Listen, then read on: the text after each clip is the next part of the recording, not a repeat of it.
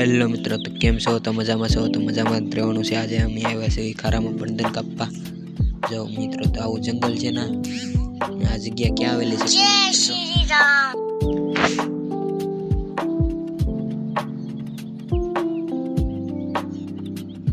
કંઈક આવું કંઈક જંગલ છે ને, સામે દેખાઈને મંદિર છે, પૈસાવાનું મંદિર છે.